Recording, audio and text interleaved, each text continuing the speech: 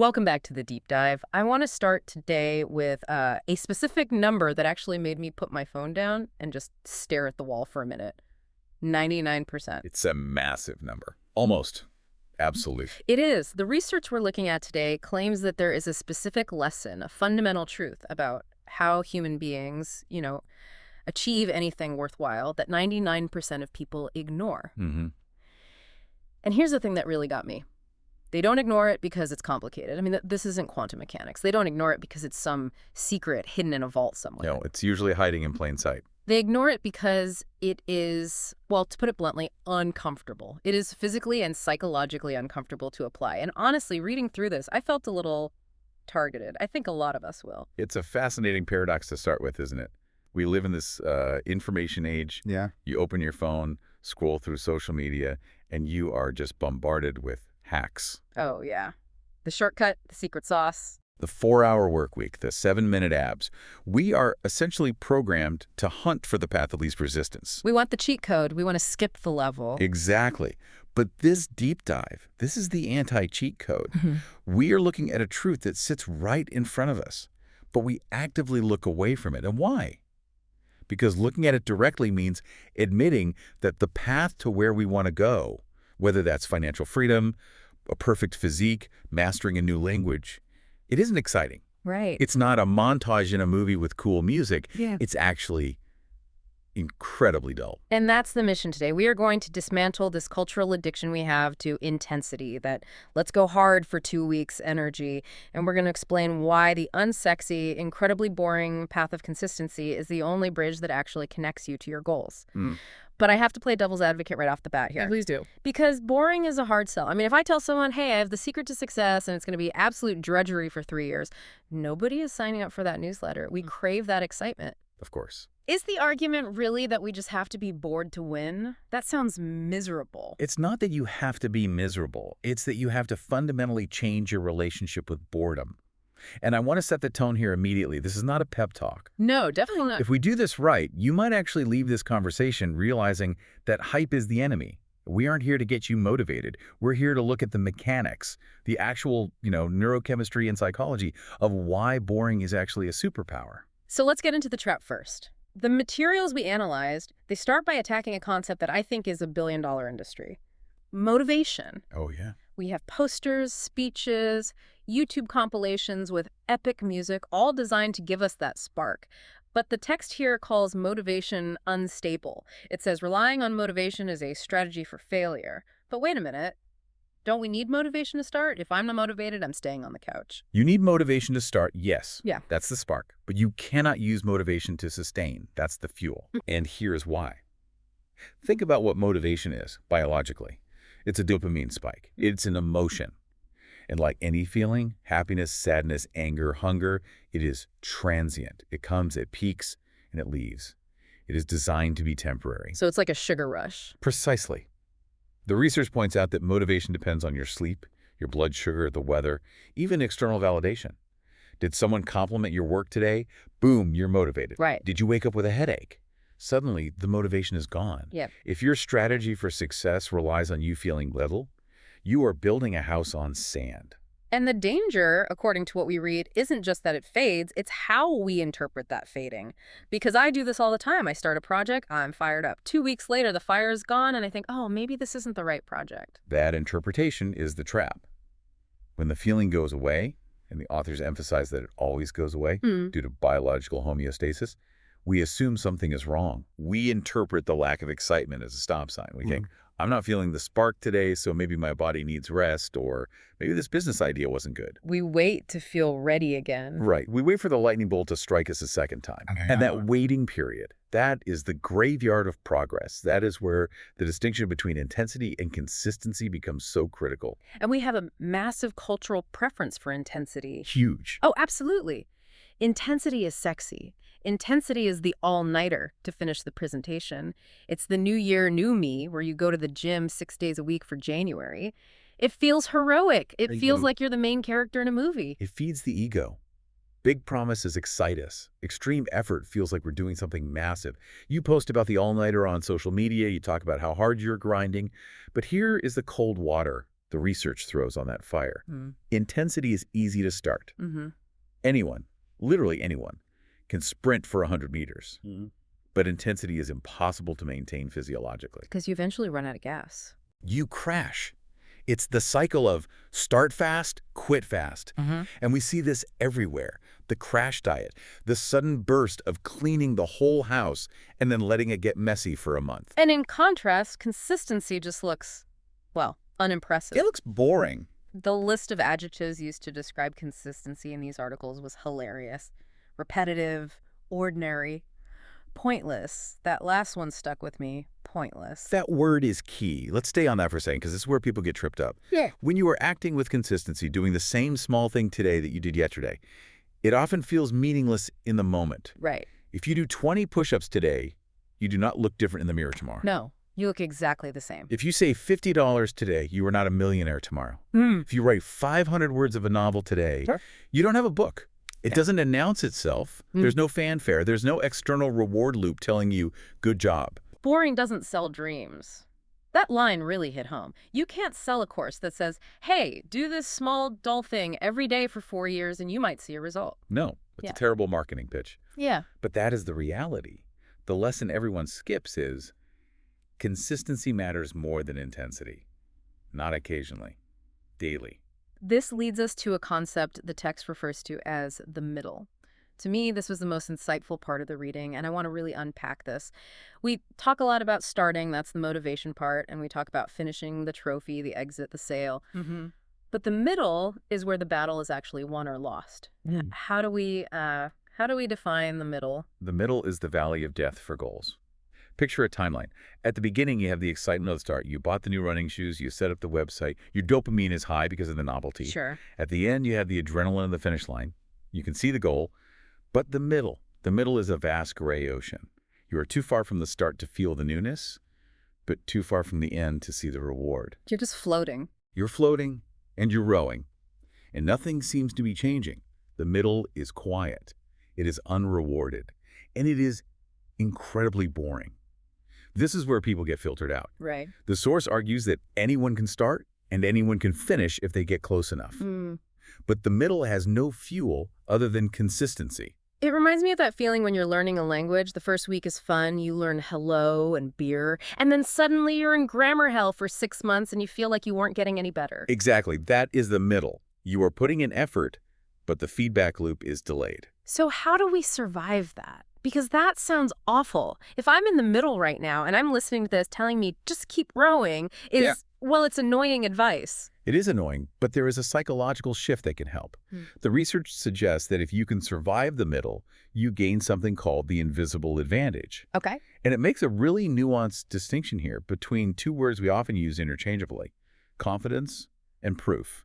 This was interesting. Usually we are told we need to build confidence. Fake it till you make it. Right. We wait for confidence before we act. Yeah. We want to feel capable. We want to feel like I am a runner before we sign up for the marathon. But the analysis flips this entirely. I guess so. It says that showing up daily doesn't just build confidence, which is a feeling. It builds trust in yourself.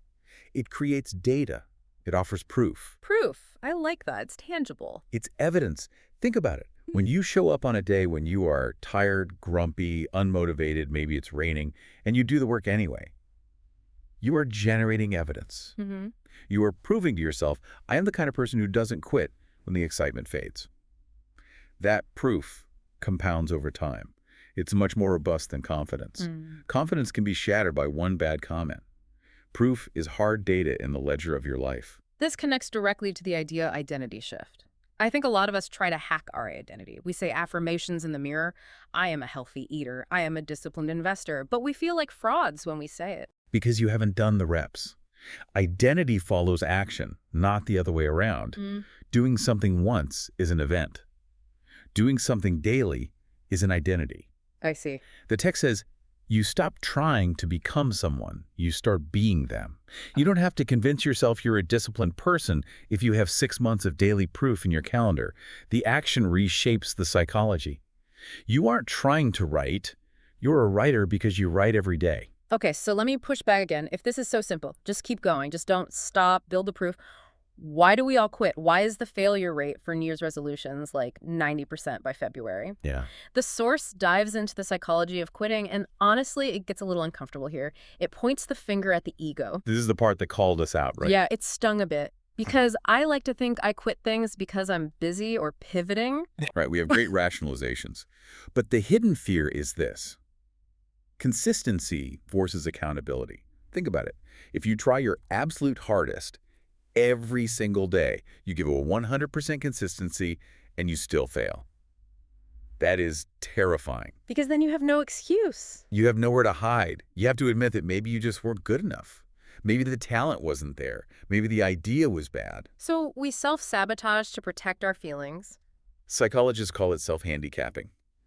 We quit early, or we rely on sporadic intensity just to protect our ego. Right. If I quit, or if I only give 50% effort, or if I only work when I'm motivated, I always have an excuse in my back pocket. I can say, well, I didn't really try that hard, or I lost interest, or the timing wasn't right. That feels safer to the ego than saying, I gave everything I had for a year and it wasn't enough. That is, yeah. It's easier to be the talented person who didn't really try than the hard worker who failed. I think everyone has that one friend who says, I could have gone pro if I wanted to. Exactly. We prefer the potential of success over the reality of the work. Consistency strips away that safety net. It exposes you to the naked reality of your results. And combined with that fear is simply impatience. We underestimate the timeline. The timeline issue, we're bad at math when it comes to time. Terrible. The research notes that people compare progress too often. We check the scale every day. We check the bank account every week. We look for those immediate feedback loops. And when nothing changes quickly, we stop. We think, it's not working. But the source reminds us of the compound effect nobody notices. It breaks it down really well. Yeah. One day of effort feels meaningless. 1 week feels small. 1 month feels slow. But over years, consistency creates massive gaps. It's exponential, not linear. Right. The problem is, human beings are very bad at visualizing exponential growth. We expect a straight line of progress. I put in 1 unit of work, I get 1 unit of reward. But consistency is usually a flat line for a long time. That valley of death, followed by a sudden curve upward. It's like the bamboo analogy. You water it for 5 years and see nothing, and then it grows 90 feet in 6 weeks. But if you stopped watering it in year 4 because it wasn't working, you'd have nothing. Precisely. And the person who keeps watering the dirt for 4 years looks crazy to everyone else. They look like they're wasting their time. Until the bamboo shoots up, and then everyone calls them an overnight success. There's that great line in the text regarding talent. I think we often look at successful people, musicians, CEOs, athletes, and we think, well, they're just gifted. They have something I don't. Talent helps. Let's be honest, luck helps too. Resources help. We shouldn't pretend those things don't exist. But the argument here is clearly stated. They are useless without consistency.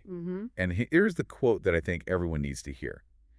Every talented quitter is beaten by a consistent beginner. That's the one. Every talented quitter is beaten by a consistent beginner. It levels the playing field. You don't have to be the smartest person in the room. You just have to be the last one standing. It's the tortoise and the hare, but applied to real life. The hare relies on intensity. The tortoise relies on consistency. We all know who wins the race, yet we all keep trying to be the hare because it looks cooler. It looks cooler and it feels better in the short term. The hare gets to take naps. The hare gets to sprint and show off. The tortoise just walks. The tortoise is boring, but the tortoise wins. So let's talk about the D word, discipline. It's a word that scares people. It sounds like punishment. It sounds like 5 a.m. boot camp in the mud with a drill sergeant screaming at you. It does. We associate discipline with suffering. We think it means denying ourselves pleasure, but the material rebrands it in a really helpful way. It defines discipline simply as consistency with standards. Consistency with standards, that sounds much less aggressive. Right, it strips away the drama. It's not about torturing yourself. It's just about doing the work regardless of your mood. The phrase used is, no drama, no inspiration required. I love no drama. No. We add so much narrative to our work, don't we? Oh, I'm just not feeling creative today. Or, the vibe isn't right. I'm definitely guilty of waiting for the vibe. We romanticize the struggle. We act like we're artists waiting for the muse. Discipline says, who cares? Do it anyway. It cuts through the emotional noise. Yeah. And this leads us to the discussion of the 1%. Right. We often mythologize the top 1% of performers in any field. We think they are operating on a different level of existence. Like they have a genetic mutation that allows them to work harder or require less sleep? But the research argues they aren't smarter or superhuman. They simply stayed when others stopped. Yeah. It's a survival bias, in a way. Hmm. The people standing at the top of the mountain aren't necessarily the ones who climbed the fastest. They're the ones who didn't turn around when it started raining. Hmm. They didn't turn around when they got tired. They didn't turn around when they got bored. But I have to ask, doesn't that feel a little unfair? I mean, we live in a world where we want to be rewarded for how hard we try right now. If I pull an all-nighter for my boss, I want the recognition immediately. If I starve myself for a week, I want to fit into the jeans. It feels totally unfair. The source addresses this directly. It says, consistency rewards patience, not immediate effort. And in a world addicted to speed, Amazon Prime delivery, instant downloads, likes on social media, patience feels like a penalty. Yeah. It feels like something is wrong. But the text offers a sober reminder. Fairness has never created greatness. The rules of success don't care about our desire for speed. They don't care about our need for validation. That brings up a certain demeanor that consistent people have. The source describes it as a quiet confidence. I've noticed this in people I admire. They're rarely the loudest ones in the room talking about what they're going to do. They don't need to be. Consistent people don't brag because they don't need external validation to keep going. Their fuel is internal. They don't rush because they understand the timeline. They trust time. That's a powerful phrase. When you trust time, you become dangerous in a good way. You become unstoppable because you aren't reacting to every short-term bump in the road. You aren't checking the stock price every hour. You're playing a different game entirely. It's playing the long game in a short game world. Exactly. Most advice focuses on what to do. Buy this stock, eat this food, do this workout. Rare is the advice that focuses on how long to do it. And the answer consistency gives is longer than feels comfortable. So what does this all mean for us? For the listener driving to work or maybe on a run or doing the dishes right now, we've dismantled motivation, we've hyped up boring, and we've redefined discipline. How do we actually apply this tomorrow morning? Because I can see myself getting excited about this concept right now and then waking up tomorrow and reverting to my old ways. That is the danger. The application has to be practical. The source makes it clear that this applies to everything. Relationships, health, learning, business. Nothing meaningful responds to impatience. If you want a deep relationship, you can't intensity your way into it with one grand romantic gesture. You can't buy 1,000 roses once and expect a happy marriage for 50 years. I mean, you can try, but it won't work. It might work for a day. But a relationship is built in the consistent, boring days of showing up for your partner, taking out the trash, listening to their day when you're tired. Right. If you want health, one intense workout does nothing. It's the 300 boring workouts that change your body. So we need to stop waiting. Stop waiting for the perfect time. Stop waiting for the mood to strike. And stop overthinking the timeline. The text says when you apply this lesson, progress becomes inevitable, not fast, but certain.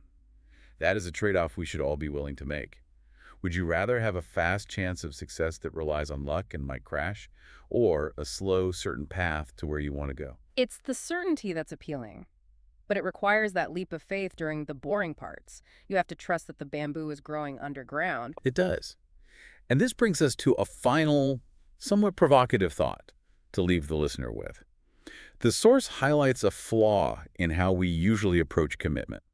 Go on. Usually we want certainty before we commit. We want a guarantee. If I do this diet, will I 100% lose the weight? If I start this business, will I make money? We want to know the ending before we start the book. Right. We want the contract signed before we do the work. We want to see the paycheck before we do the job. But the source suggests the equation is reversed. Consistency demands commitment before you are allowed to have certainty. You have to commit to the boring daily grind without the guarantee of the outcome. The certainty only comes after the consistency has done its work. You have to pay the price before you get the package. That is a tough pill to swallow. We live in an on-demand world. We are used to clicking buy and getting the item. But success isn't a transaction like that. The guarantee is earned, not given. You have to show up to the empty gym for a year before you get the physique. You have to write the bad pages before you get the book deal. And the irony is, the day it finally works, the day the results appear, people will call you lucky. Oh, they definitely will. They'll say you had great timing. They'll say you're talented. They'll say must be nice. And they won't see the boring days? They won't see the thousands of boring days. They won't see the middle. They won't see the times you wanted to quit. Yeah. And that's fine. You didn't do it for them. You did it because you understood the power of consistency. So, to everyone listening, stop waiting for the lightning bolt of inspiration. It's not coming, and honestly, you don't need it. Embrace the grind. Embrace the repetitive, ordinary, boring work. Because as we've learned today, the boring days aren't the obstacle, they are the path. That is where the winning actually happens. Thanks for diving in with us. You showing up.